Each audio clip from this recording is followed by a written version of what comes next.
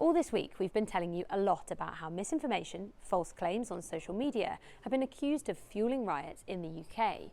I've been investigating where it's coming from and why it's being shared. One of the first pages to share false information about the Southport tragedy was this unregulated news site called Channel 3 Now. They wrote a story about the stabbings in Southport and quickly posted it on social media. Some of the details were correct, but the name of the 17-year-old charged was false, and the article wrongly suggested that the alleged attacker was here seeking asylum.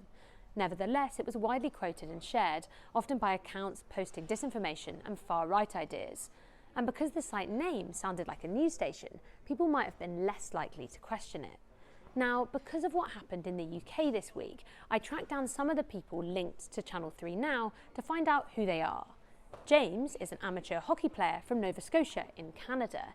And then there's Farhan. He's a dad who appears to be based in Lahore in Pakistan.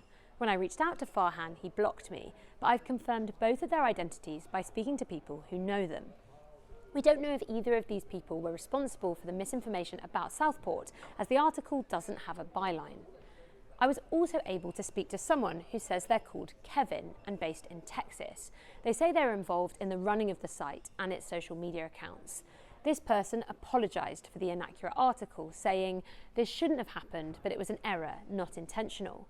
What I found out about Channel 3 Now points towards a site that wants to make money from jumping on stories quickly, rather than intentionally looking to fuel riots.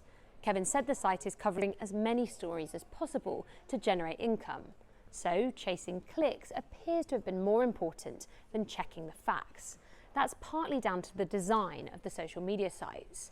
X allows accounts to profit from their posts the more views they get, even if what they're saying is false.